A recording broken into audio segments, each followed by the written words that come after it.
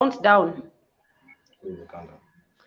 Hey, what's up, people? How you doing? I hope you're keeping safe, even if it's the 6th of June and you're waiting for the government directive from La President. If anything, maybe he's appointed me. That's why I've come live at 3 p.m. sharp. I hope you're keeping safe, sanitizing, staying well. Sisi Nakuru tuko sawa, hakuna rona huku Nairobi. I hope you're putting on your masks and just sanitizing and generally being safe. My name is Adero Ocholler. Welcome to L.in.K Live Edition. This is our third live edition. And remember, if you're joining us for the first time, you can follow us at L.in.K on Instagram, Twitter, and Facebook. And if you have been following us, asante sana for joining us again, and just for your comments, for your feedback, they keep us going. And we thank you even for the comments we got before this show. So as promised, we are here and we told you that we're going to talk about a very, very sensitive topic, and that's depression.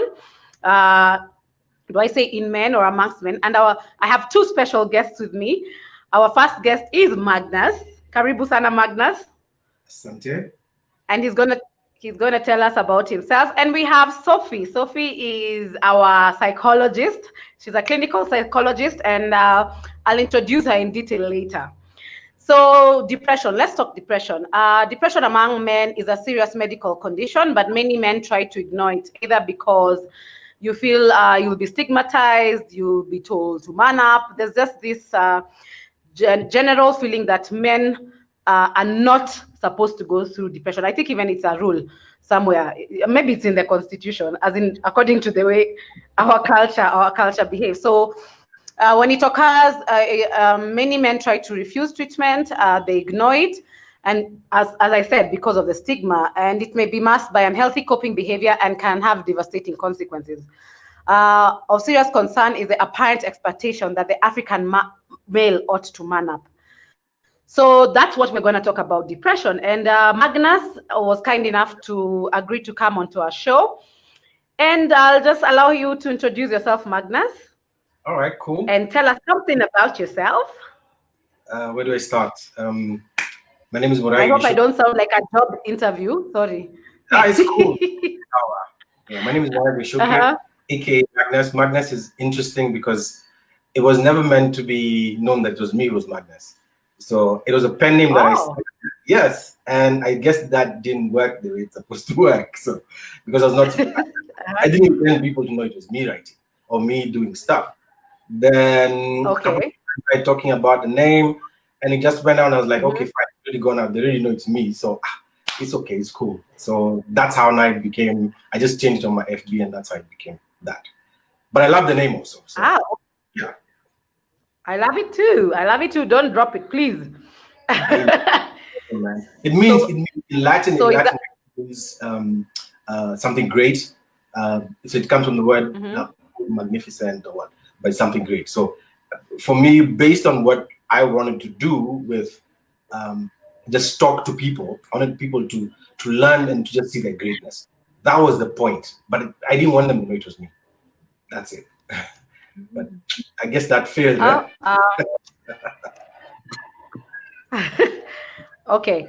Sorry, there's a bit of a delay. So is that why, for instance, you have that branded Ngepa with M for Magnus? Yeah, Magnus, man. I really loved it when I saw it the first time. I just quickly I paid for it just out. So I have a couple of them. So okay. Yeah. So so maybe you can tell us something about your upbringing, childhood. Just who is Magnus before today? Oh, that's a hot one. First, I tell you guys, I went to school in the primary school. My last years of primary school, I went to school in a power and water. We used to go to the river, man. And then first I was a city boy, and then I went to deep. We shall go. So I really loved that experience. It really molded me because nilikuwa Sophie san. I was really a Sophie, and the guys who know me who remember. So that really molded me, made me a bit really hardcore at that point. And I used to be bullied a lot. Number one, and being bullied because I was a really short guy. I had to, look for ways to stand up for myself. So being a short guy at that point, that was primary school. In high school, at least, I really buffed up and I grew at least well. But when I got in Form 1, I was really bullied a lot. So I had to find ways to be able to defend myself a lot and just be the person who defends people when they're bullied. It was not something that I planned. It just happened. Yeah. So that's part of my being. Right now, I work as an advertising copywriter. That's what I do every day on some of Kenya's biggest brands. I'm really grateful to have that opportunity to still do it. I was out of the industry for about 2.5 years, about 3, almost 4 years actually. A lot of the industry, a lot of things were happening in my life at that point. So I'm glad to be back in the industry and making a living, making my career from it. There's a lot that I look forward to, but my passion really is to really talk to men on how to be able to engage and move their lives forward. First and foremost, Mazimi, I'm not perfect, but I mean, I'm not. And I tell you guys, I'm not a good Christian, please. And at some point, guys, don't even follow what I do because I'm not done. I'm not the best person. I know that very well. Either from my lessons, what I've learned in my life, the mistakes I've made, I like speaking about them. And sometimes I speak about them and people want to hear, So I'm like, okay, if you want to hear, I'll tell you, but brace yourself. And even today, I'm telling you guys, brace yourselves. Because I don't hold back. I'm bracing myself with my tea. I can see you've got a drink. It's lemon juice. It's lemon juice for flattening my tummy. hard questions because I'm trying to figure out where you want me to go because I could go anywhere, but I really do want to just speak boldly about depression in men. It's really big. It's a big issue. And I want to remind guys, pain is pain. There's no pain for a woman and pain for a man. There's no pain on gender basis, all right? So the same pain feel during heartbreak and everything, same pain men feel. The only difference is men know how we are very good at it, but we still feel the pain. So the process men to show the pain is different, but it doesn't mean we didn't feel the pain. It's like you breaking your leg. If we broke our leg, same place, everything, we'll still feel the same pain. But men, we don't express it. We just kaza and say, I'm good, and try and work it out. So that's what happens in our life. And I believe it causes a lot of trauma in us if we don't speak about stuff. Except for labor pain, like you guys can't see. There, man, it's a lie. Labor pain. 10x pain. That's 10x pain. For us, I'm just talking about the concept of pain. Pain is pain. If a man feels it's the concept of pain is the same. It's probably the levels of pain which are different. But once you feel pain, even if it's a little, everyone feels the same kind of pain. That's the point. So my life has basically been a lot of setbacks, failed marriages, failed businesses. I've been able to go through a lot. What we call the shadow in life. Everybody I believe goes through a place in their life which is a shadow, and I went through a shadow, and I came out through it. And I like telling guys it's hard to talk about it, but I want to be able to talk about it. One person, just one, male or female, it doesn't matter, man or woman, can be able to get it and just say, you know what? I can do something about the situation that I'm in, especially if I have depression, and I can help myself, move forward, because it also takes that ability to say, okay, I want help. I need help. So the difference in men and women is women are very easy to talk about their help to anyone. For me, I'll give you my story. It's very simple. I didn't tell anyone my pain for years. One person who, who I lived with my past relationship, that's the only person who knew. No one else knew. Even my best boy, he didn't know the pain that I was going through. So that's how deep, man, we hide our stuff. Even my guy, the Jama, who I just pick up the phone and talk to him, he never knew. They only knew when I was in the hospital and things were bad. And I'd like to, talk about it with your permission. But Sophie, sure would like to probably ask me some hard questions before when I go there. I'll talk about it. So I know I've talked about it before on my page. The first time I did it about a year plus ago, and I said I'm ready to talk about it. And what I did is just came out and told guys I was going through severe depression. And it started from a number of things. It's not one thing. And the thing is, for me, my story goes back to 2010, 2011. Working in advertising space is very cutthroat. People know this. Everyone knows this. It's very cutthroat. It's very selfish. It's very all about me. It's very big egos. It's about people wanting to get the best for themselves at the expense of everyone. I mean, I guess that's capitalism for you. However, what happens is it has caused a lot of pain to people, and it's about time people just accept it has caused pain, because I know people who are still struggling with the pain of being in toxic environments, toxic jobs, toxic bosses. I was part of it. My story is I guess I at that point I was wondering why, because I had both a toxic job and a toxic relationship back home. So for me, there was absolutely no safe space. I didn't have a safe space at all. I decided to just stop alcohol in 2012 because at that point I started realizing I couldn't handle some of the things that were the emotions, and it was really tough. And I didn't talk about it. I only talked about it to my partner at that time. But nothing happened.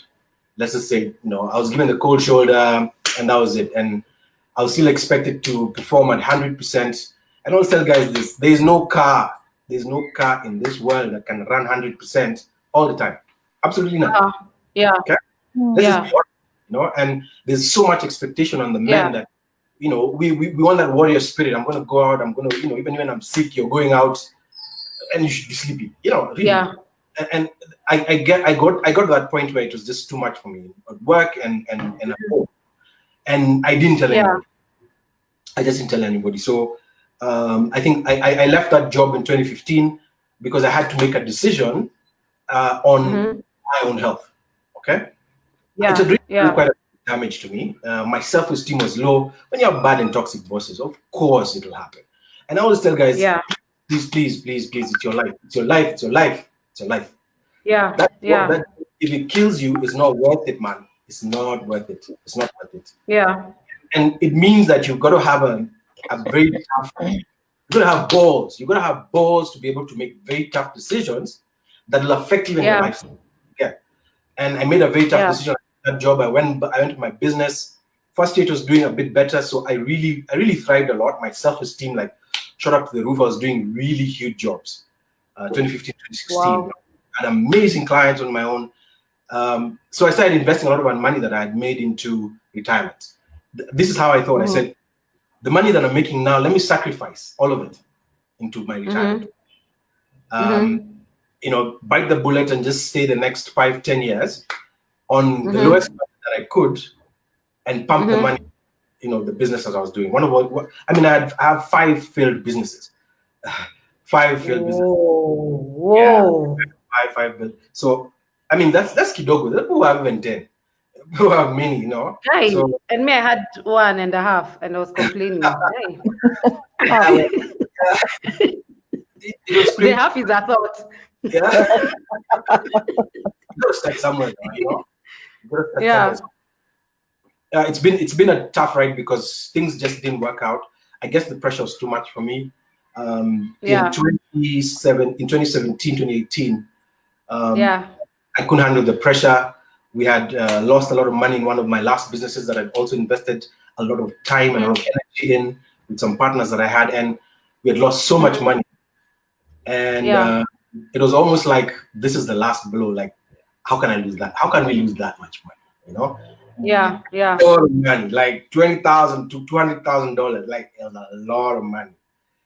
And I just remember that figure because I look at those figures and say, God, Yanni, what's happening here? Did you add your zeros? Those are the real zeros. $20,000. That's 20 million. Because it's their share. We're partners. I was not alone. So huge loss. Some really tough times came, and things just didn't work out the way we wanted them to work out. So that was a stretch. And one day we were sitting down with my partners, right in the middle of a meeting, and of course, there's a lot of strain that is happening, financial strain, the business, where we're going, where we're headed. For me, it was just, I think guys had not seen it yet. In fact, one of the pictures Myra shared today, I post a black and white picture of me looking straight in the camera. I was 1.5 months away from hospital at that time. It was not more than 2 weeks. I was deep depression. The guy who took that picture is an amazing photographer called Jojo. So he kept telling me, "Hey, just pose like this, pose like." I was like, "I don't smile. Don't make me smile." He's like, "Smile, Kidogo." So that's how he took that. I was almost like a shell. I never used to hear things. I never used to listen. Like there was so much happening. Like zombie mode. Zombie mode, insomnia. But you wake up, you grind. You wake up, you go grind, because you're trying to save something. You're trying to make something. So, it was my personal business. So of course, I'll put in a lot of effort. Now this was the business. Before that, there were other businesses that failed. So I had a lot of strain from pressure of proving myself. This particular side, I wouldn't say I failed particularly, but we all failed. So collectively as a business, but that took a toll on me, because one day we were having a board meeting and I couldn't take it. We fought about different choices different decisions we were going to take with the business at that point. And I just couldn't handle it at that point. And I walked out. I remember I walked out. I didn't remember what was happening. And I ordered an Uber. I got an Uber. I didn't know where I was going. At the time I ordered the Uber to come to me, and I put the destination as my home. Okay, that time I was living. When it came, I changed the location. I told the guy, "Hey, take me to Aga Khan." So he took me all the way. I was quiet, and I remember that driver, because I didn't say anything, but he saw something, but he didn't know what it was. Because he just asked me, "Uko poa?" And nikamwambia, "Siko fiti brother. Siko poa." I'm gonna cry. So he actually even opened the door for me, like a VIP, when we got to the front of the hospital. I was like, "Hey dude, what's up?" It's like, "Hey, I hope you pone." And I was like, "How does this guy know that I have a problem?" But I think he just saw, because my face was not. I must have had that face. So I went in the triage. Usual, they check your pressure. Then when I went into the doctor's office, they asked me, "What's the problem?" And I told them, "I'm going to commit suicide today." I looked him straight in the eyes. I told him, "If you don't admit me today," I told the nurse, I told him, "If you guys don't admit me today, I'm going to commit suicide." Because I know I can't sleep, I can't eat, I have so much pressure. Home is not a safe space. Work is not a safe space. Everything is not a safe space, and I don't know where to go, and I can't go like this. And they asked me, "Are you sure?" I told them, "Yes. You better do it now, or things are not going to go. If you guys let me walk out that door, it's done." And of course, let me tell you, as doctors are the safest people to talk to about depression, in my opinion, because they won't judge you. They won't ask you silly questions. They won't tell you to man up. They won't tell you, "Jikaze kama kimwanaume," or they'll tell you, So those are the things that people who are going through depression are told. I was told that every single day. Before I went to the hospital, I remember I was told, "Snap it. Get out of it. What is this?" You're failing. You have to be a man. You have to be a man. Man up. No one was giving me something to rely, and no one understood. And the minute I had that, it was very difficult for me to tell them my story, because that's the first thing that you're told. You're told, "Why are you sleeping so much? Why don't you do anything anymore nowadays? You don't even have, you don't have this, you don't have that." And I was going through, of course, financial strain. So there were a lot of things. Of course, was being taken care of. I was taking care of it. I had a lot of strain. And I was at that point where it was just about to break, and I'm being pressure to perform, to provide, to be the guy, to perform as everything. And they knew, my partner knew at that point what was happening. They knew every single thing. But they pushed me up and told me, "Go sort your shit out." Basically, in their actions, in their words, and everything, they told me, they're not there for me. They didn't care to listen. They didn't care to be part of my life at that point. They didn't understand what I was doing, because they didn't understand that I was investing all this for the family. It was not for me. It was not for me. It was for my family. And being pushed to the point of, you're a failure. So what are you telling me? Was really a breaking point for me. And I realized that if I go home that day, I knew. Having not slept almost a couple of days, I think, Adero, you've kind of touched on this before a couple of times, where insomnia can actually lead you to make really bad decisions. It's the same way. You cannot drive a car. I wouldn't drive a car with insomnia. I wouldn't. It's just a decision. I'm an insomniac, so yeah. Yeah, your mind can snap off like this, and you find yourself in the kitchen of road. That's what happens. Sophie, am I right? True story. Yeah. I mean, yeah.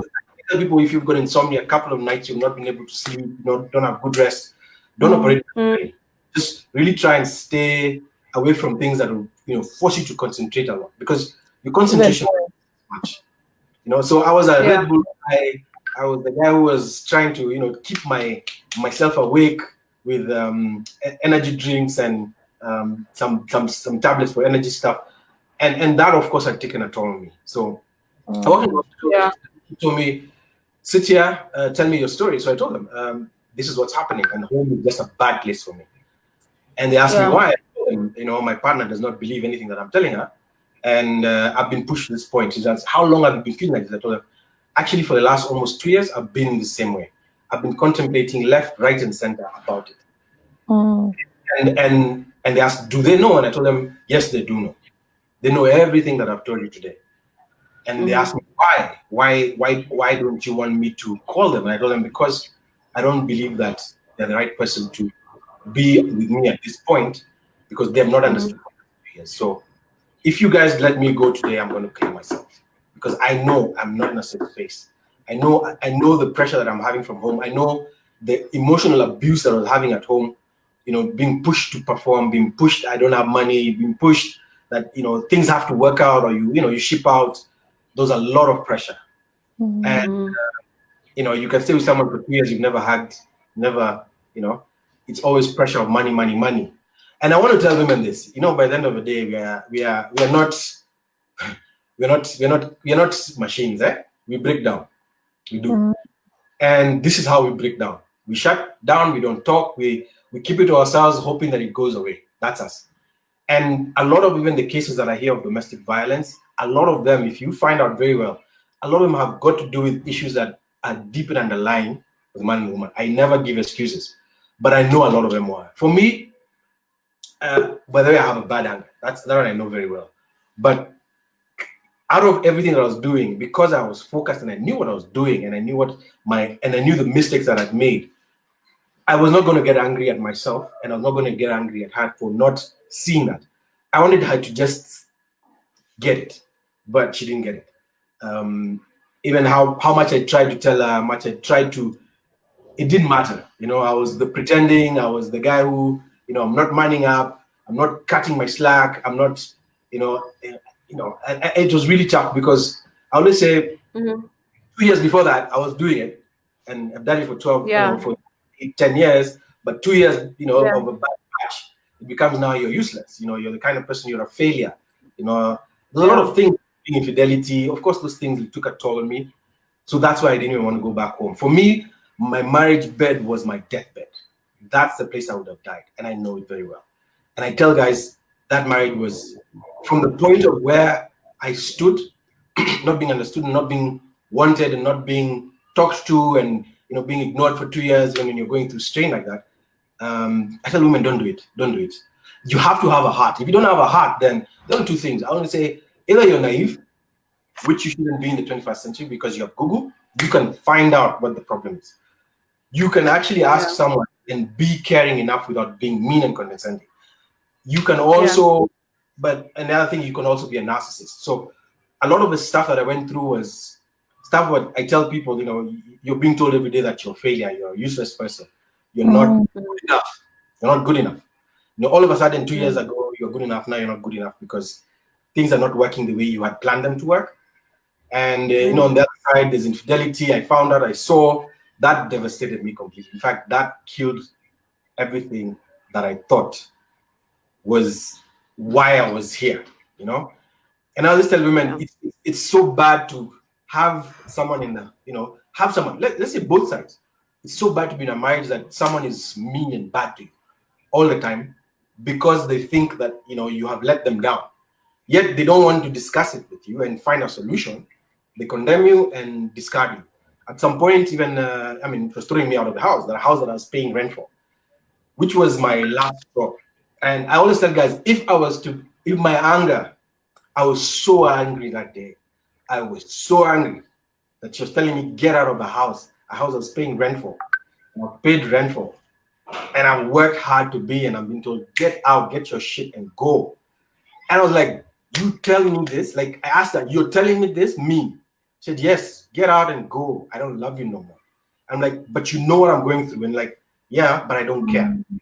Those are words. By the way, no filter. She said, I don't care what you're going through. You're failed. I don't want you. Her exact words. And I was like, okay. I was so angry. I was so mad. I was so bitter. I just went upstairs and I slept. I used to take, like, it was so bad. It was so bad. I was actually crying in hiding because I didn't want anyone to see me because we had a daughter, and I cried almost every other day because I never even used to leave the house, number one. After I came to the hospital, I'll come back to the hospital part, but I used to cry almost every day on my own, crying in the bathroom, crying behind closed doors. Once she came in the room and found me crying and criticized me for it. So I tell women, you want us to open up, but when you see it, you become our worst enemies. And it's the worst and shocking thing for a man. And I tell men even right now, I'll be honest, don't tell women, don't. She's not your mother, your sister or relative. Don't. Unless she's your wife and she loves you and she wants to know, yes, tell her. If she doesn't want, don't tell her. Because I learned the hard way. I'm just being honest. I learned the hard way. I opened up, she saw me crying, and that was the beginning of me being ridiculed. Ridiculed, like seriously ridiculed. Like, who the hell are you? I was even asked, this is not the man I married. I was like, you don't know what I'm going through. You know what I'm going through, but you want to pretend that it's not happening. Because then later, of course, I found out why, because she was having an affair. You know, it was really hard for me because I felt really betrayed. I felt really broken. My business is broken. Everything is broken. Here is broken. And of course, she had not planned for me to find out, which is very true. She had not planned. But I saw it. I saw it on the phone. I saw it. I took a screenshot. I asked. We had a discussion. I was mad for days. My anger was, everyone knows me. I by the way, me is Bebelezaki. By the way. But I kept never said a word. Never. And she can always testify this. I never said a word. I never said anything bad. I never talked to her badly. Never talked to her harshly. I just kept quiet, and that was the end. Because I realized when you open up, then you're ridiculed. What happens? You know, where else are you supposed to go if the person who's next to you is the person who's making life, is not making life bearable, for you. You're already in a bad space outside. When you come home, you want a safe space. That's why men have caves in their houses. We just want to go and sit alone. We don't be sumbuliwat. We want to be in our thoughts, figure out life.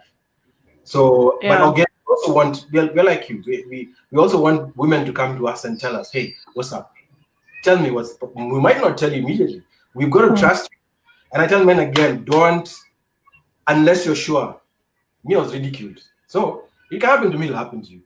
So just be careful who you talk to. For me, I always say the best person to talk to is a doctor. If a doctor is your friend, maybe not, but a doctor is the safest spot that you have, because they won't judge you. They can see you cry. They can see you break down and cry for 12 hours straight, and they won't judge you. And they won't tell you, any doctor, unless they're bad person. My experience with doctors is that they understood, they listened, they told me, look, we want you to tell us everything. And I told them. And I told them. And there was no judgment, there was no, and she kept telling me, just get it all out. At some point, they told me, who do you want to call? And I said, I don't want, I gave a number of a friend of mine. He didn't pick up the phone and she asked me, why don't you want to call your wife? I said, I'm here because of that problem. So I don't think even she'll come. That's what I told her. And she asked me, who else do you want to call? And I said, call my lawyer. And I called my lawyer. He's a friend of mine. I think we all know him. He's Adero Ocholler. And he came to the hospital and he saw me at my worst. I don't think any other man, apart from the doctors, have ever seen me that bad. Like, I don't remember a lot of things, but after that, what happened was I was admitted that same night. She came in, she admitted me, cold-faced, no, she didn't even care to ask me what's up. She just came, paid, and said, you know what, it's okay, let me leave him there. Then I was taken to the psych ward. I stayed in a psych room. It was really, really terrible. It was really, really bad. By the way, I don't, my experience being in a psych ward in a hospital in Kenya, this is not Aga Khan. Aga Khan, I went to hospital, then I was just taken to another hospital, Avenue. It's the worst psyche ward that you can have. In fact, I understand when people go mad when they go there, because you're locked up in a room, you're treated badly, or not, you know, it was really a bad experience for me. But I just went through it. I remember one night, you know, we used to be dungwad something to sleep because you're insomniac, you know. You know. So which I just needed help. So the psychologist at the time, you know, sent me there, you know, just to chill out away from. She thought it was a safe space, which is okay. But I just think she made a wrong choice and a bad decision of where she took me, and it was really for me. I made good friends from that, but I remember I watched people, you know, going into a psych room in a little small cubicle, and them crying all night in there, like a dog. You know, there are dog house all night, and looking through a window, them howling. So I always said, hey, this is what happens, huh? So I spent my about 1.5 weeks, and then now I went proper into treatment, and I did a treatment called ECT. ECT is electroconvulsive therapy. Now, I'll tell you guys this because most guys don't know, but I say just first go to Google and say ECT, electroconvulsive therapy. Just that, Google. But I'll tell you the story for me. It's simply this. From a doctor's perspective, they tell you differently, but from my perspective is this.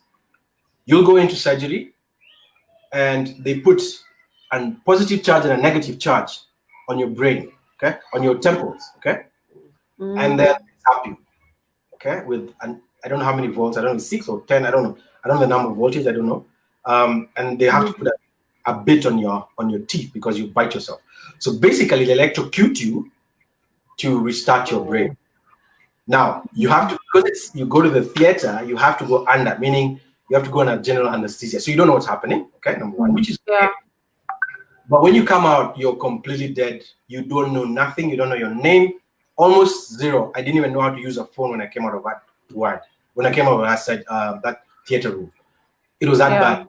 You have almost a total memory wipe. Okay, at that particular spot. Now I did 6. So you do one, skip one day, do a next, skip another day, do another. And I remember all this time when I was going through that, one of the things I was saying is, she's not even here, you know. She comes late, then talk to me. It's like, it was almost like let me just go during visiting hours, you know, so that Malzana do, you know. There was no messages on my phone which encouraged. There was nothing. Like, it was almost like I was actually a burden at that point. And I felt it. I felt it in action and everything that you're doing, and it really put me down. So even after that, I went back home. Okay, I did the 6 sessions. My memory was wiped completely, guys. Like, I didn't know how to use a phone. I went back home. I didn't know what was happening. Had my computer. I didn't even know the passwords. I didn't know stuff. Luckily that I have a phone where, you know, that time I could do fingerprint. So that was the only thing that could get into my phone. I didn't know password.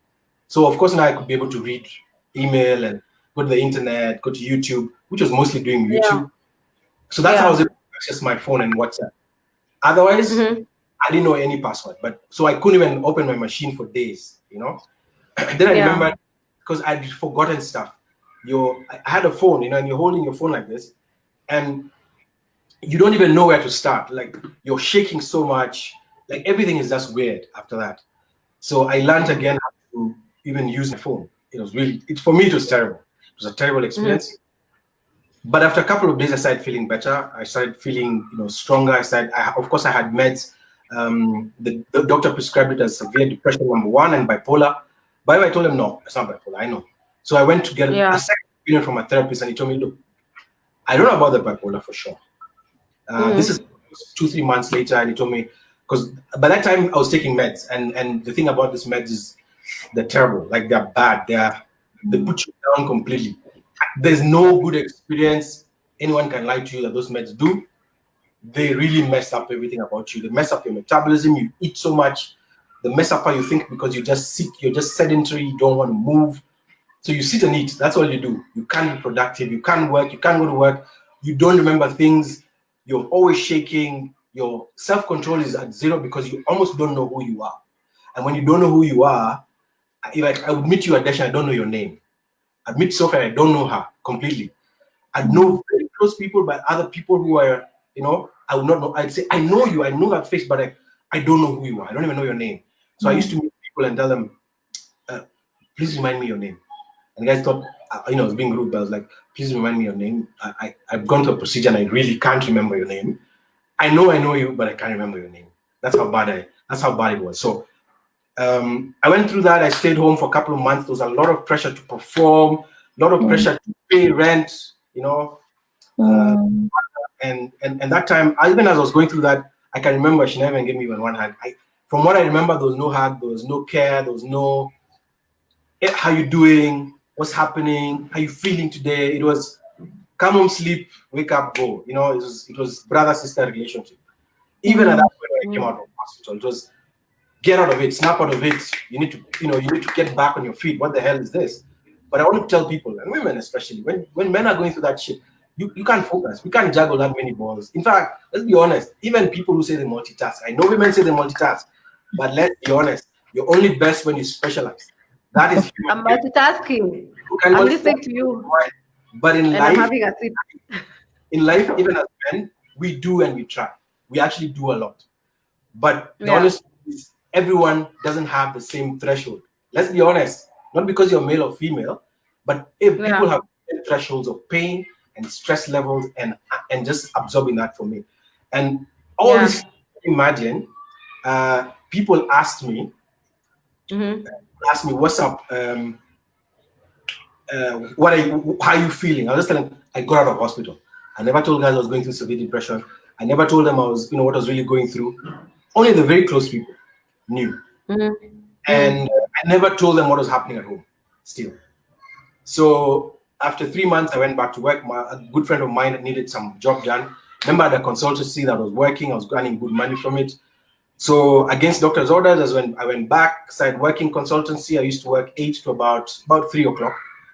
And I did that for the first month. It was crazy. Remember, I never used to sleep well. I used to take drugs. Prescribed by the doctor. So I had to sleep. I had to sleep more hours. But then I wake up at 6. Still, I have to go to the office. I have work to do and stuff to do, and the commute and everything. It was really straining on me. And one of the nights, I remember we had a little party at that office, and I was so tired. I told my partner, I'm beat. Like, I don't know what's happening, but just something, I don't know, like, I'm just going home. Like, I really never told them stuff, but I told them, I'm going home. Like, things like, it's going to be bad. And I remember I went home, called them, where are you? They're hanging out, they're partying. They're in a bar party. I'm like, you coming home now? What time are you coming? I don't know. Okay. I'm not feeling well. So let me just nap, but I'm just feeling terrible. They didn't bother.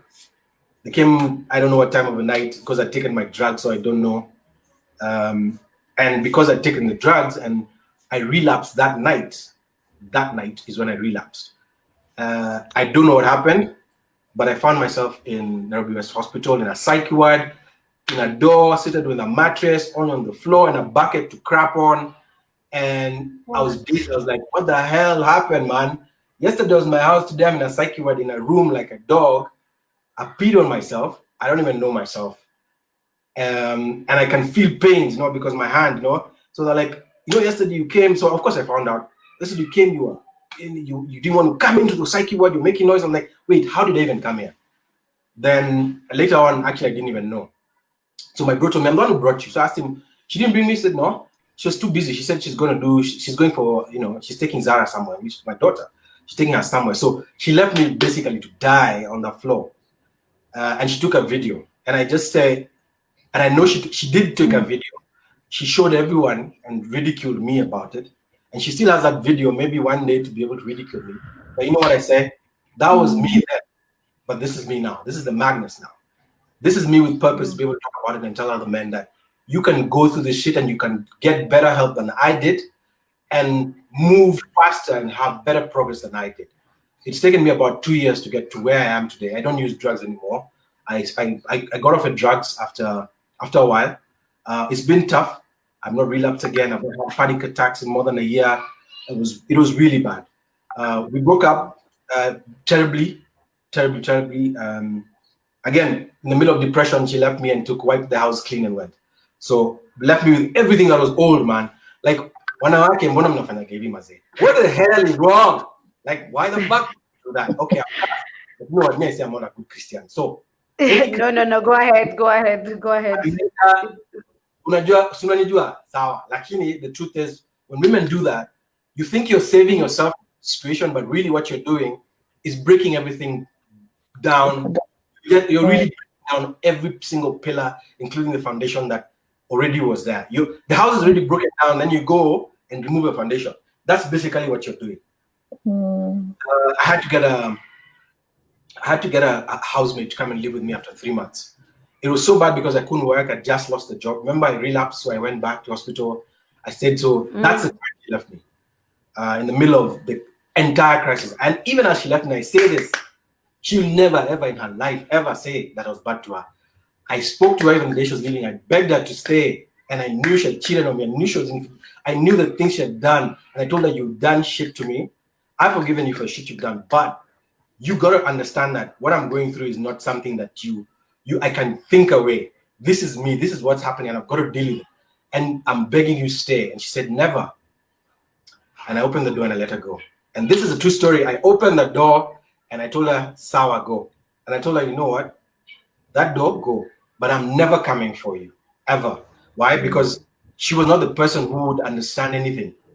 I mean, she was very narcissistic about everything, because there's no other word I can use. Let's say women, you guys don't know the heart that you're doing. And I say pain is pain. There's no man's pain, there's no woman's pain. So after all that, she left. I would sit on my own for 3 months. Nicola, KDF.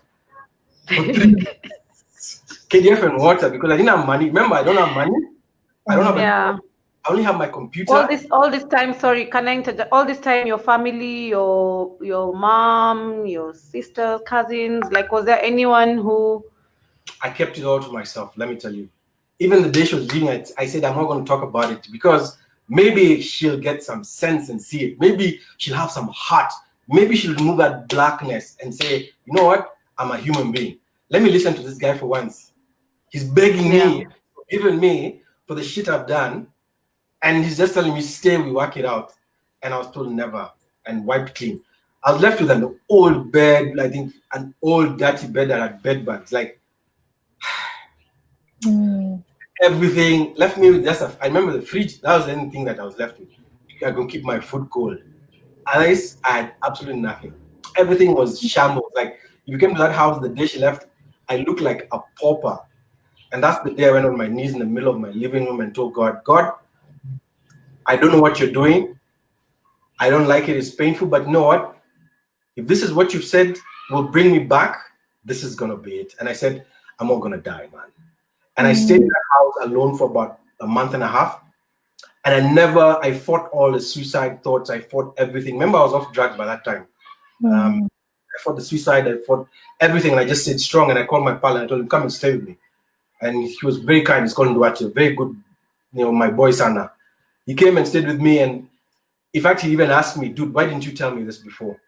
I remember I was just working on myself. I really was working on myself just to understand the place that I need to go, because it's also very, it breaks your self-esteem as a man, number one. Women, when you do this, by the way, you guys know what you're doing.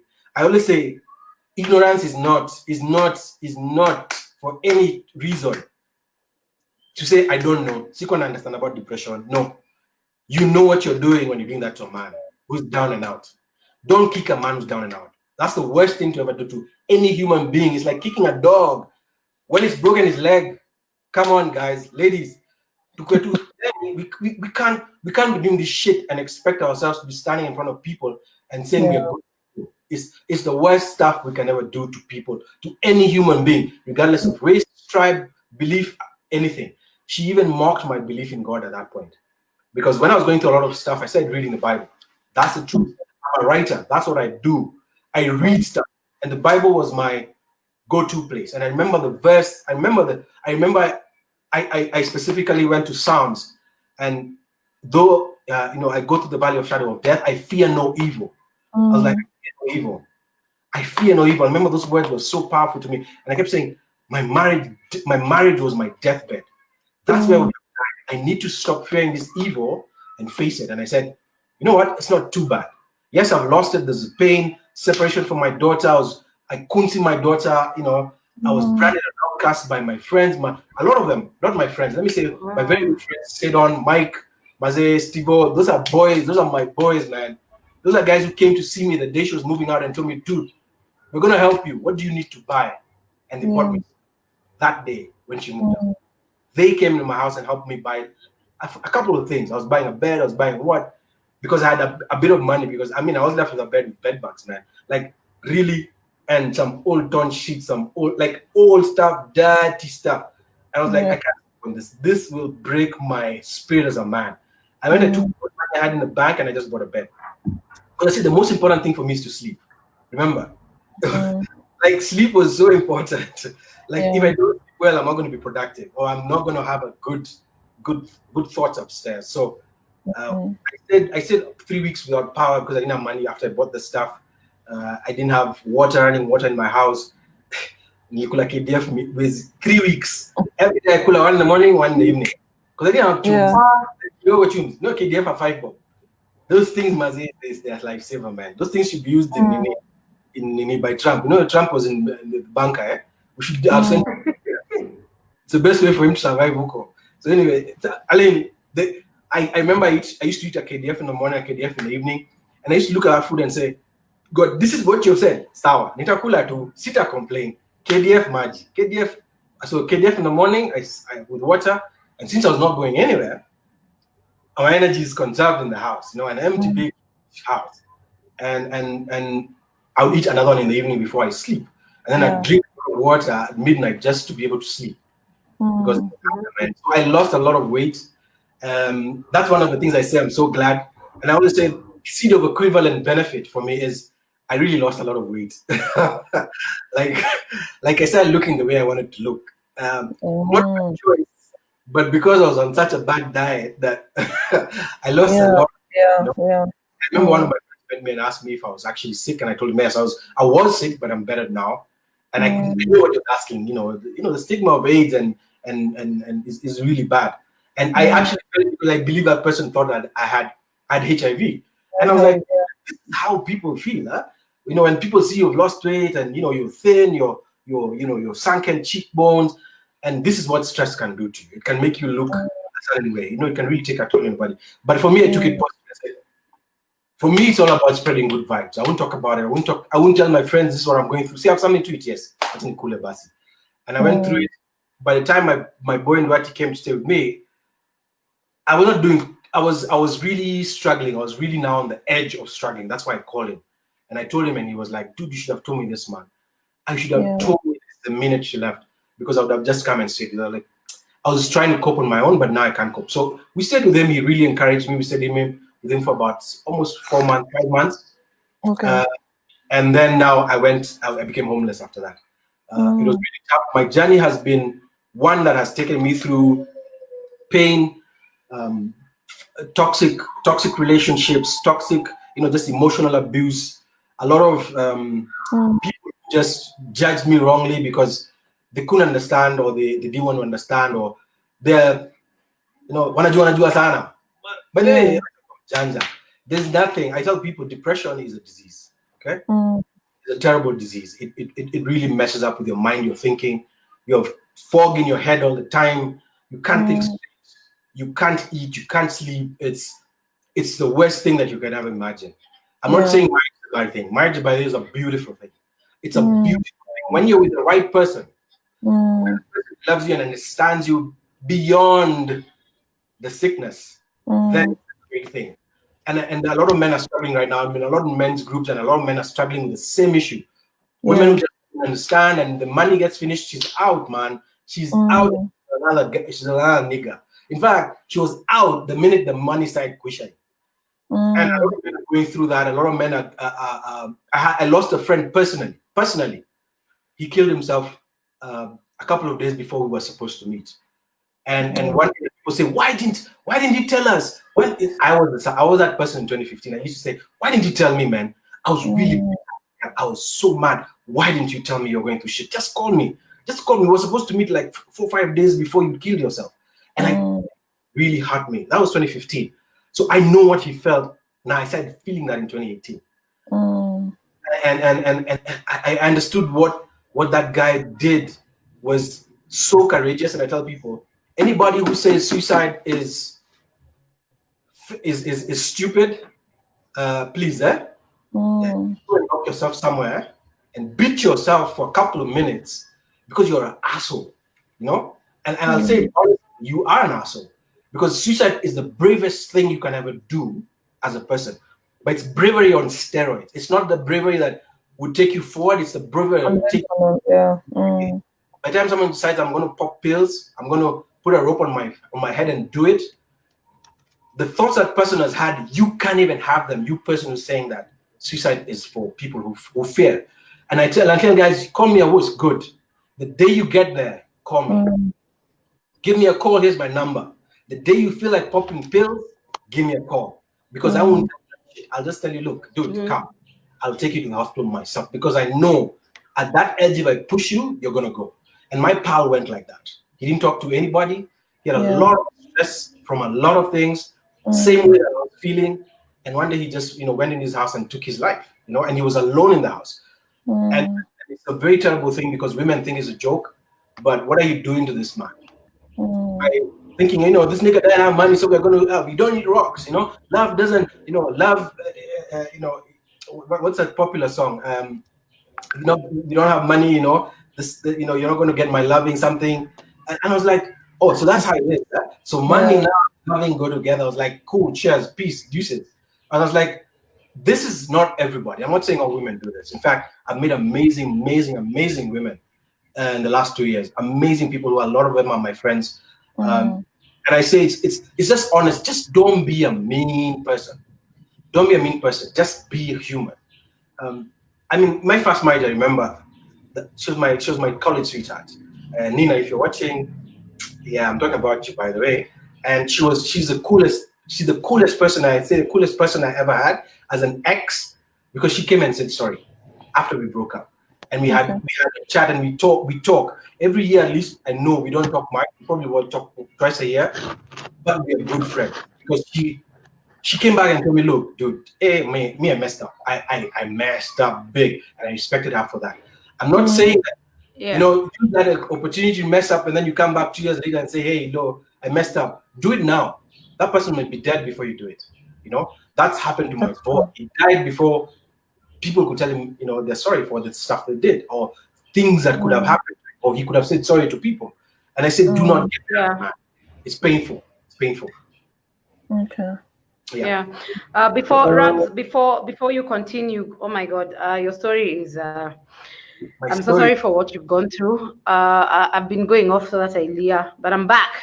Bigger, better, and stronger. We have guys who are watching, and man, this is just drives a message home.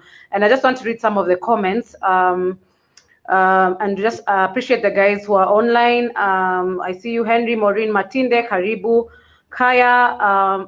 Then Kaya asks, Magnus, are the dots to connect between the painful experiences in school and silence in adulthood pain?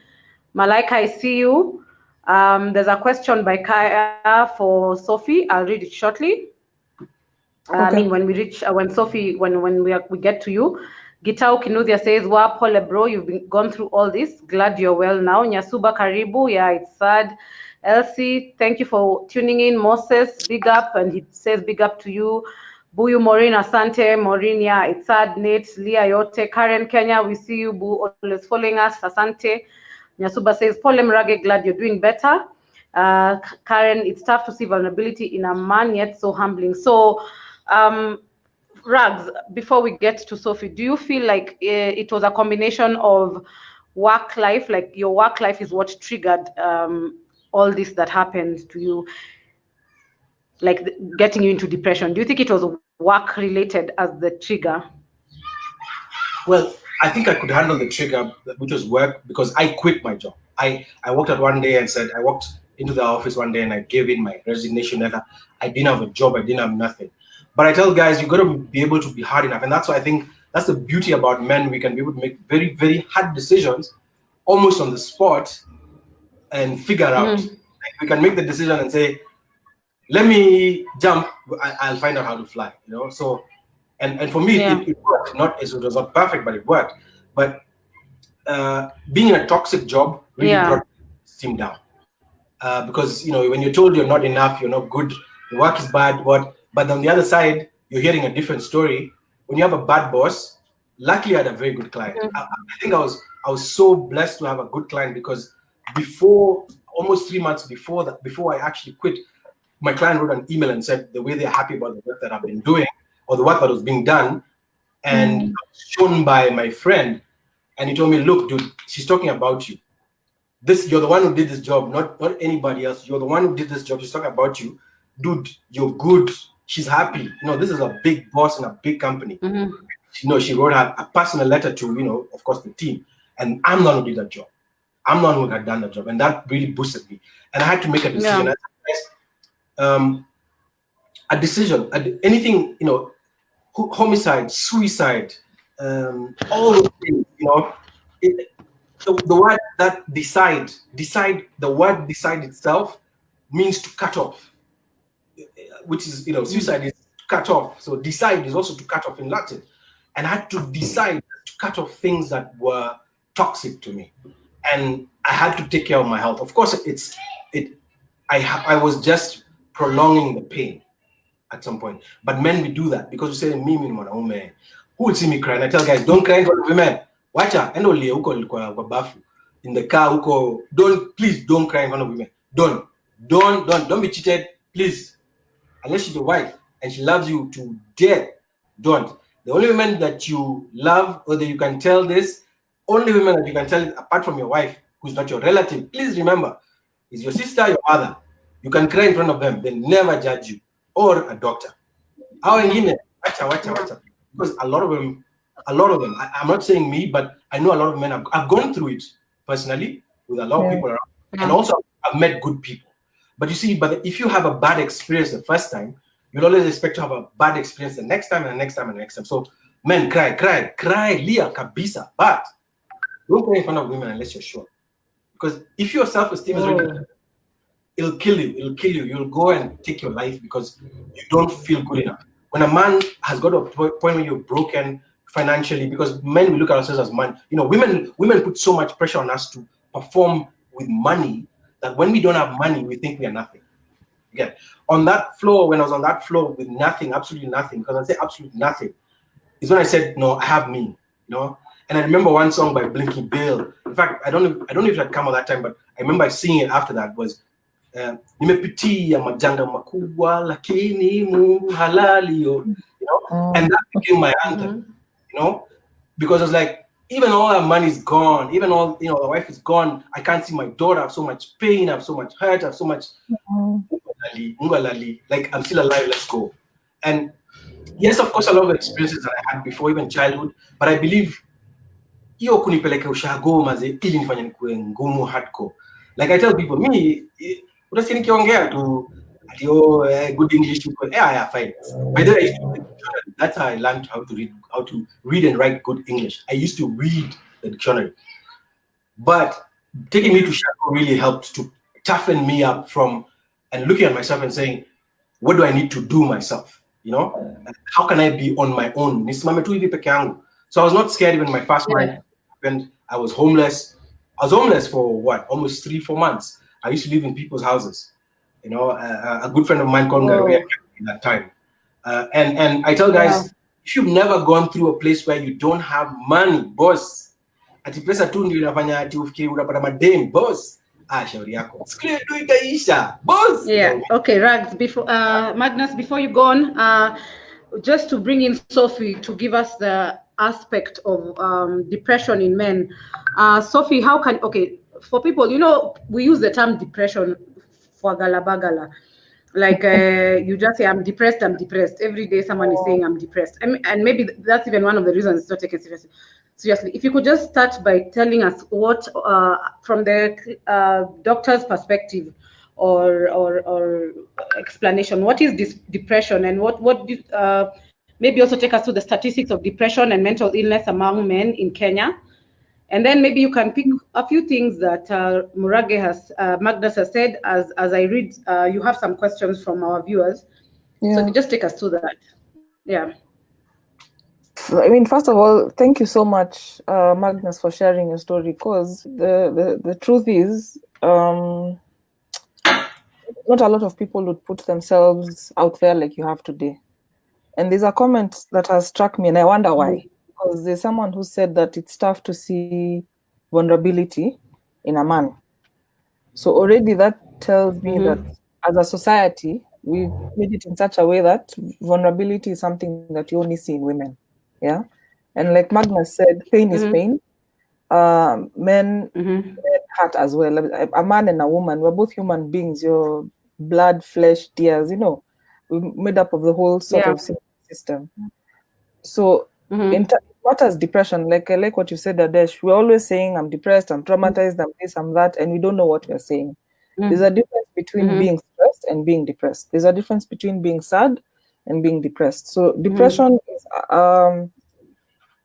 a clinical or psychological disorder that is now, depending on the symptoms that you see and the duration, it's actually considered one of the most common psychological disorders there is.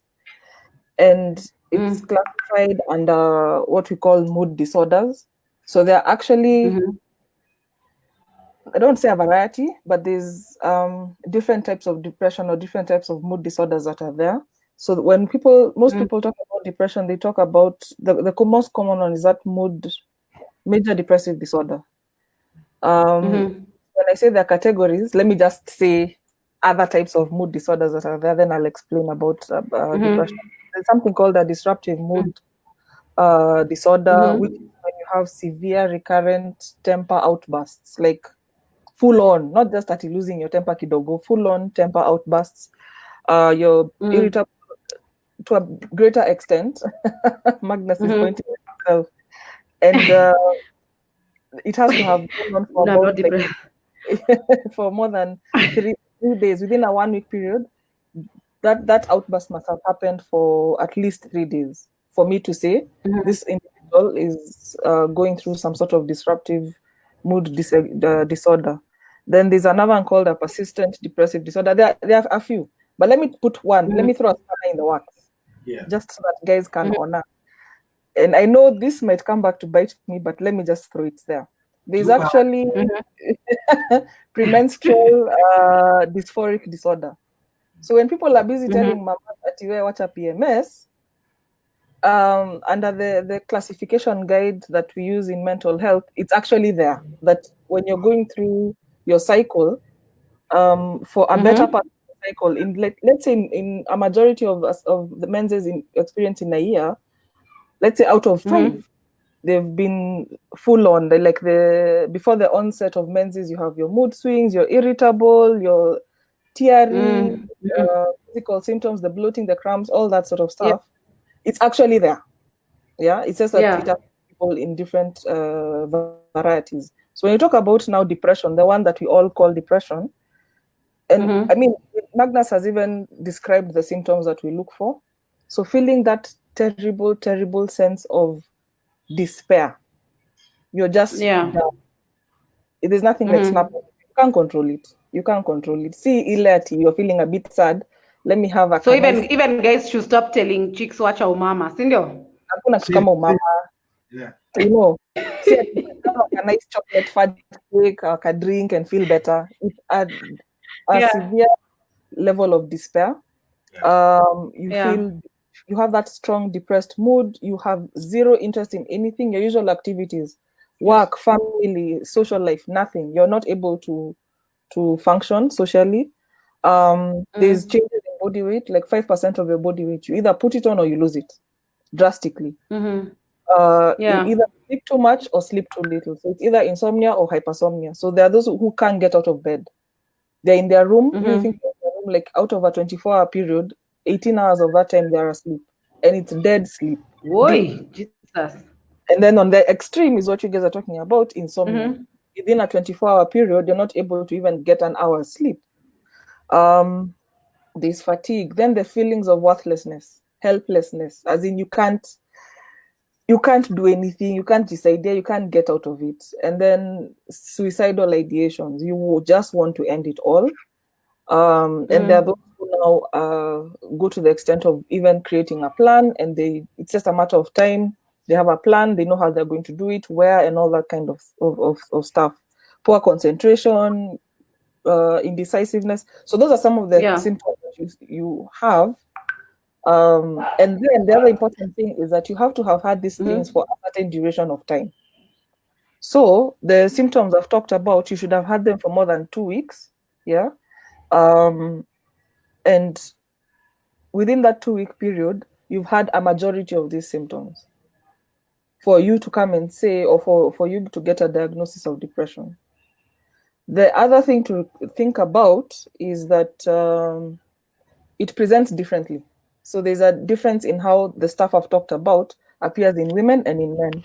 So for men, you'll probably see a man has more anger outbursts, challenges at work, work-related conflicts. Someone is just getting into fights, left, right, and center. I call job fight. On the way to job fight.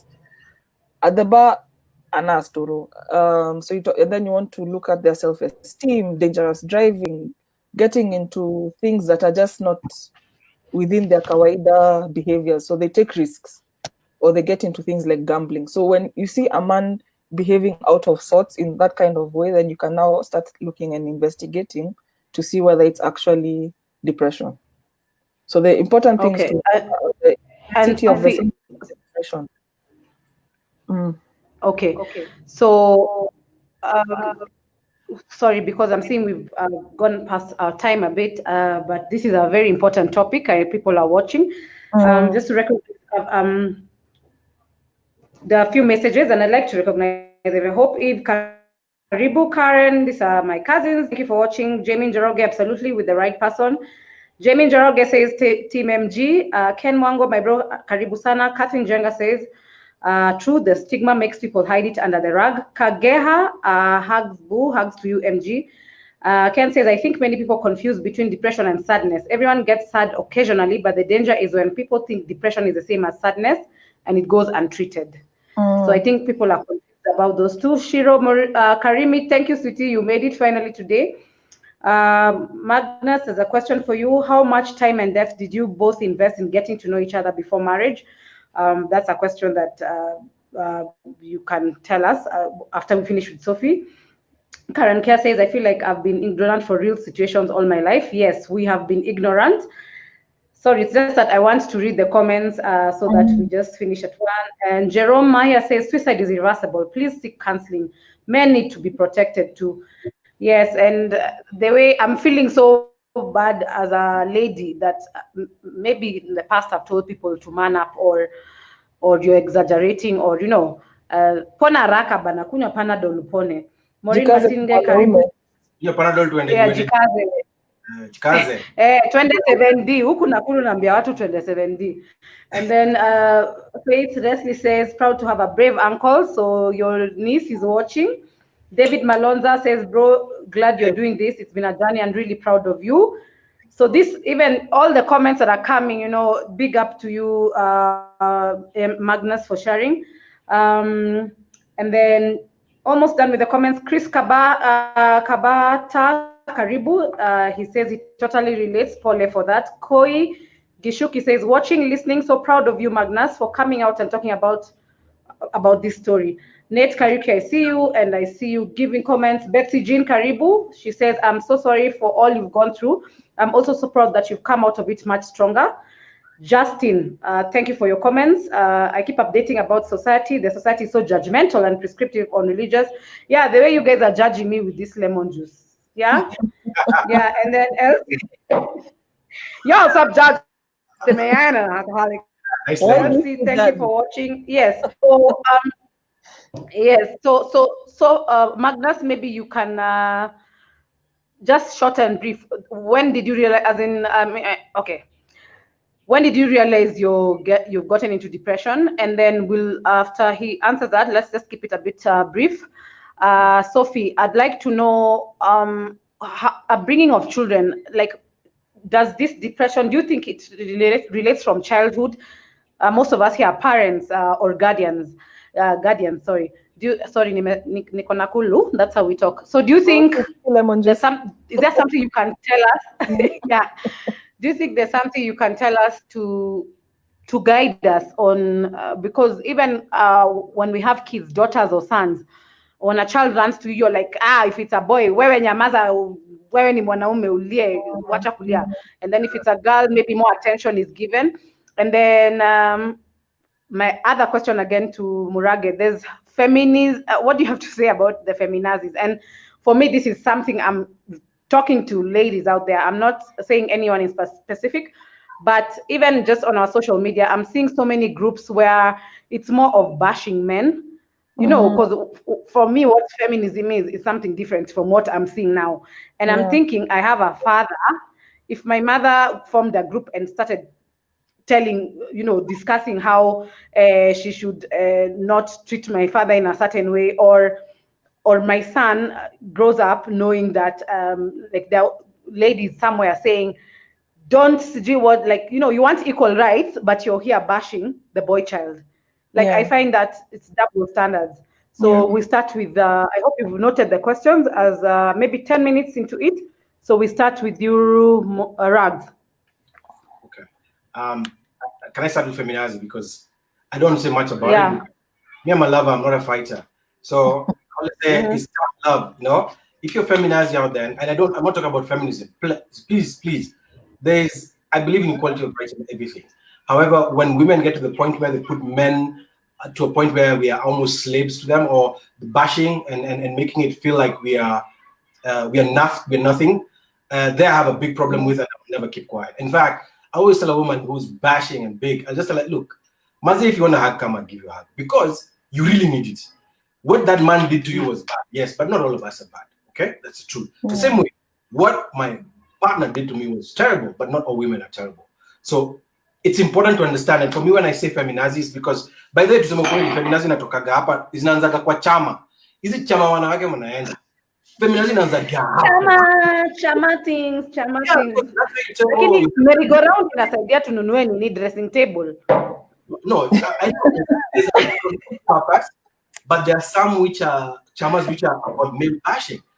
I know so well. He's not meeting my needs. Then you come home and you're being compared. Why don't you be like so and so? You're wondering, where is that coming from? Like, huyo mtu alikuwa chama.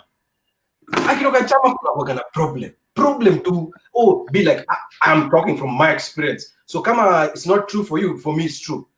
Every time there was a meeting, it always was become, why aren't you like that guy? That guy just bought a new car. That guy's business is doing well. I was like, everything is linked to somewhere you've been and then you've come back with, it's like poison. I even asked, why? This is not you. There's a very bad spirit riding behind this. Then of course, from what I knew, most feminists are narcissists. Number one, they don't care. To this, my partner was completely feminazi. There's overt and covert. Covert ni wale overt ni wale wanajionesha. You know them. You see them on Twitter. Nini. So many have blocked me by telling them I love you so much. Sana. Kuja tuongee what I dream. Even the same thing, by the way, it's true. Like, they are overt and covert. They're those who pretend they're not, but they are. And they know they are. And everyone sees them. But then, Murage, maybe there's something somewhere. Maybe this lady is feeling, I like to prefer them as ladies. I was told we don't say women. Maybe there's something lacking. Oh, yes. Okay. Something lacking. And also for the men, what message do you have for the men? Did you get a good experience with dudes? Like, did guys hold your hand with you? Oh, yes. You mentioned that not. Definitely. Yeah. So and what about the men who are telling you to man up? Same. I mean, even what message do you have to the dudes? What message do you have to the dudes? Because I'm sure some of them offered you nini puff give moment and you've gone and said, yeah, just keep, someone wants you to have some herb instead of listening to you? Yeah, I mean, you're told come buy a drink, man up. Then you get to the drink, no one was talking about the problem. They just want to buy you drink. They're not even buying you food. They're buying you drinks. You don't want drinks, you want food, man. I don't drink. So I don't drink. So the most I'll have is a coffee and a pie. I mean, really. So men who do that, I say, this is one thing I say. Shut the F up. Just shut the fuck up. You don't know what they're talking about. Because you can't tell another man to man up in something that you've never experienced. If you've never been in that, shut the fuck up. Again, I say my mentor is watching and you can cuss. I say how it is. Yeah, I've seen Koigishu is watching you. I think she's your relative. Anyway. I mean, I have my friends did my long. There are men who held me down. For those who didn't hold me down, I tell you, the day it happens to you, call me. I will come and help you. I will come, by the way, because I know how it feels to be on the edge. For those who held me down, I say, bros, Annie, that's good. Like David, like I have bros who've really helped me down. My biological brother called Alfie took me to hospital because he realized I'm going to die on that bed, on my marriage bed. He realized. So there are men who know and understand. They'll do the right thing. They'll say, you know what, this guy needs help. We're not going to think about anything else. Serious, let's just deal with it medically. Akunati mana. Okay. Okay. So yeah. So to Baba Ade, thank you for watching. Naona leo umefika Kabasita. Carol, very informative. Kindly save this live so that more people can have the opportunity to watch later. It's gonna be saved. Kaya and Nate, I see you too. I'll let you keep your discussions going. And then Murage, you were asked if you moved on. Okay, me, you're stuck in that as well.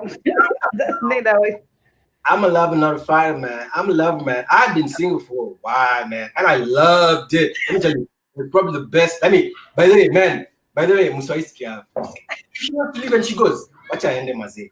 Come on, make some sana. Wacha ende." You have so much peace if she goes. If she was giving you help, wacha ende. Okay. The women who want they want your attention, maze. They want your attention. You just got to figure out yourself first. Get yourself in the zone. Get a place where you build your self-esteem. And by the way, self-esteem has nothing to do with money. When I was single that time, hey, let me tell you, I had zero money, but bad. So you had self-esteem in your pocket. Okay. Yeah.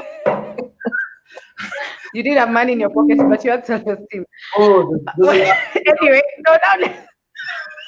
Okay, so Sophie, please, the questions I asked, I hope I've not mixed you up. No. About, like upbringing and whether this stuff you can do. You see, the thing is, like, there's usually, like, now, if Magnus is to look into his own family or anyone else who's struggling, you'll find his family history of other people who had other psychological issues. So it does tend to run in families. It doesn't have to be it could be something else, even if it's substance abuse or something like that. So it does tend to run in families. So the thing is that it's good to know where you've come from, where your spouse comes from, or whoever you're with, and then understand your family background, because then it means if there's a vulnerability, then you can avoid something. So if there's generational manenos of, like you're calling it, the hub, then it's wise to lenga use of yes, leave the oregano in the kitchen. So that's not to say at now we all go around, chastising each other or anything like that. These things are treatable, they're manageable. And it's just a matter of getting the right help at the right time. I mean, like, even when guys come to me, they start questioning me and asking me about my qualifications, my background, what level of education I have. So look for the right help, and your therapist or your psychiatrist is willing to answer those questions. If you need to see a copy of their degree to feel better, fine, I'll show you so that you can get on with the work and get you to a place where you're better. Sindio? So in terms of child, yes, before we go on, Sophie, I have to before you go about the child, you guys, Sophie is a clinical psychologist. Atujachukua mtu bonoko ati hapo nyuma ya audion. She's a clinical psychologist in private practice, and yes, her practice includes areas such as child development, adults, and trauma therapy. She also works with couples through a structured week program. So you guys, tujaleta bonoko hapa, you know, there you go to River Road and print certificates. Carry on, Sophie. About yeah. So it tends, the thing is, like, even in men, depression tends to come late teens, early 20s, or within that age range. You'll find it chokas at a later stage in women. So those are some of the things to look out for. And you know your child best. When you start observing difference in their behavior, when you start observing things that are not kawaida. If you have a teenager, for example, and they're always in their room, that's a kawaida thing for a teenager. But then you need to know what's happening in there. Yeah. Why? What are they doing in their room the whole day? Are they awake? It's okay. But you need to know. You need to know. Yeah. Yes. MG, they happen. When us guys were growing up, I mean, even that closed door maneno, what are you doing? Yeah. So be involved in your child's life. Be active. Don't be afraid of your child. At the end of the day, you don't want to start having issues and having regrets, shoulda, woulda, coulda, and all that sort of stuff. Yeah. Yeah. And okay. And what advice do you have for us, like me as a dish, people who are watching? How do we handle depression? Like, for me, I'll gladly say I have time to listen to people's problems, and other people think it's irritating. They're like, why are you always listening to people? And then something interesting is that Shiro Muriuki, I'm sure most of you know her. She works for BBC Radio. She's very vocal on social media. She's a, like, can I say, journalist. She came out and said, like, don't tell a depressed person, you know, to go and read this book. And also Psalms chapter 5. So she brought in the religious aspect, and we respect beliefs and religion. But she was like, you can't tell someone who's broken his mguu to walk, you know. Yeah. So what are the do's and don'ts before we wind up? What are the do's and don'ts so that we know? Like, for me, one thing that ticks me off is Kenyans, please. I'm speaking Kenyan because we are Kenyans, but you know, I'm half Jamaican, as you can see from my complexion. So, like, whenever I go to social media, as early as yesterday, and MG, I think I shared with you, the chick who actually took a video and she had a rope around her neck, and she was calling out a guy and saying, "This is where you brought me, and I'm committing suicide." The comments, and guys were like, kwenda kwani unakufa juu ya mwanaume, die nini kufa, tunakuja matanga tukule pilau, corona tutakuzika. I find that we are just a nasty society, narcissist, as Murabi said. Please just tell us, what should we do? What should we do when someone is depressed or when you see the signs of depression? You know, hurt people. Hurt people, yeah. So when people are talking like that, they are also hurting. Yeah. And instead of dealing with their own pain, they project onto you. In some twisted way, it would make them feel better. For 30 seconds, they don't have to think about their own pain. Because when you look at someone who has come out, even what Magnus is doing today, it's not easy for him to sit there and talk and then wait for the backlash, because it might come. I love that the comments are positive and whatever, and those are the ones we should focus on. But then there are those people who will come with their alternative message, or alternative narrative, which we don't pay attention. Their generational cast. Yeah. Anyway. But the thing we need to do as a society, I think, and it's already happening. People are doing it even as we speak. Like your show, for example. These are the things that we need to do. Get the conversation going. It's not taboo. It's not taboo to have this conversation. When someone starts saying they want to kill themselves, or there's that fear that if someone says that and I ask them how, people think Atina, I'm planting a seed or watering that seed. Or giving them the ideas of how to do it. No. When someone says they want to kill themselves, ask them how. Because if they have a plan, they will tell you. Oh. They will tell you how they intend to do it, when and where. Yep. And then you can get them the help they need at the time. They're not bashful about it. They've made a decision. Yeah. It's a matter of getting them the right help at the right time. I mean, I'm happy to share contacts. There's an organization called Befrienders Kenya that you can call. They have a suicide hotline. Red Cross have a suicide hotline as well. Look for psychologists, psychiatrists who are willing to help. Call us, give us a ring, DM me, and just reach out. We as a society need to be more understanding. We need to listen to our men. We need to let our men talk. And when they talk, we need to listen. So there are people who have podcasts that have started. There's one, I don't know if I should say the name, Amma, you'll think I'm plugging him because I'm a fan. But there's one. No. You need to know. Yeah, there's a podcast called Living Truthfully, done by a guy called Amani. And he only has male guests, which I think, I love it. I listen to it, and the conversations they have are just inspiring. So if we do more stuff like that, there's people who started apps there's one called Wazi. Stuff like that is what we have to deal with people in the times that we live in. So like now, in our days of Corona and whatnot, we have to do things virtually. You have to use the technology that we have. The other thing is educate yourself, understand the difference between sadness and depression. Yeah. So you can Google it. If you have questions, call me and we'll have a discussion about it. I'm happy to psychoeducate further. But let's not judge let's not judge each other. Let's not continue hurting each other. And then even understanding who the African man is, who taught to be a man.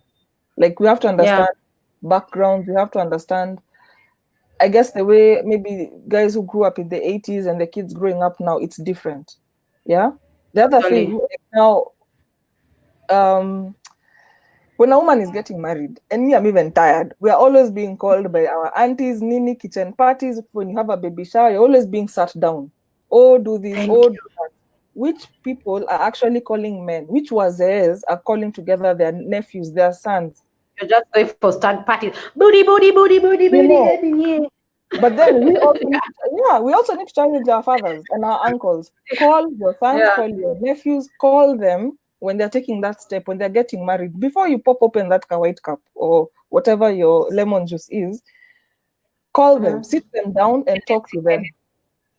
Yeah. Have that conversation. Why are you getting married?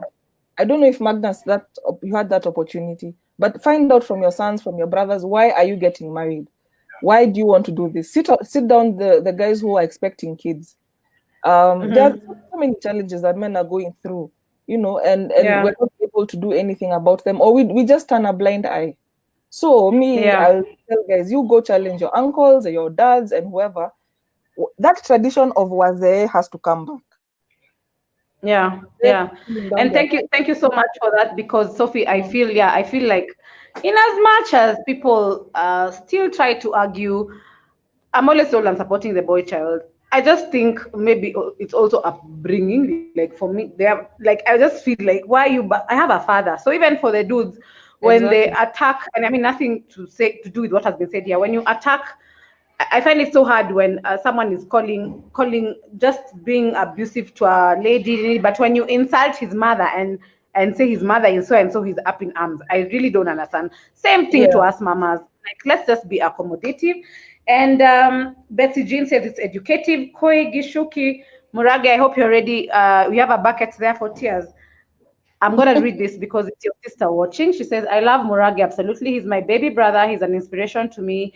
He has a good head on his shoulder, beautiful heart, and wonderful personality to boot. I thought that was boot. I have seen him come out of the very dark places that I thought would have swallowed him. He's a true phoenix. Please don't be jealous. This guy has crawled several times through sewer pipes in his lifetime and has always come out of the other side smelling like those expensive Davidoff colognes. Honey, love you, MG, baby bro. Lord, I wasn't ready. Huh? I wasn't ready. Oh my God. Mad Love Maureen also says that we should bring a lady next time. Yes, Maureen, we brought in because honestly, depression among men is not talked about. For chicks, I will call you Maureen. Maureen is in the UK. I'll WhatsApp call her, and I'll tell her, or she'll call me and tell me her problems. But men are not allowed. Even our fathers in their age right now, they suffer in silence. So I think it's good to be supportive. We are winding up the show. MG, please just give us your parting shot, and then Sophie, and then I want to go and see what the president has said, whether this curfew has been open before my birthday. Let me just tell you. My birthday is June 26th, so I think I've been saying that's when it's going to be lifted. Okay, so MG, your parting shot? My parting shot is for everybody, not just men and women or ladies and gentlemen. I think everyone should just be cognizant of the fact, just be more loving and caring, because you don't know what people are struggling through outside there. And never use, in fact, I always say, if you're going to say that nobody owes you anything in life, if you're that kind of person, I see you as a narcissist, because you and me were made to live on this earth together to harmonize. We were made to serve each other. We were not made to be independent of each other. So anybody who tells me nobody owes you anything, you're a narcissist. And please stop saying you owe the other person care and love and understanding. It is your duty as a human being to do that for the next human being. And if you don't do it, then you are okay. It's not a matter of ego. It's not a matter of no one knows you anything. That's bullshit. Yeah, I'll just say it straight up. If you say that, mimi nitakusaidia tu. Nitakusaidia. Good stuff. Good stuff. Sophie, from your angle as an expert. Allow me to do something, Adesh. Okay. I know time is not on our side. It's okay. Go ahead. We have 2-3 minutes. Okay. I want us to be quiet for 10 seconds. So starting now, yeah? Okay.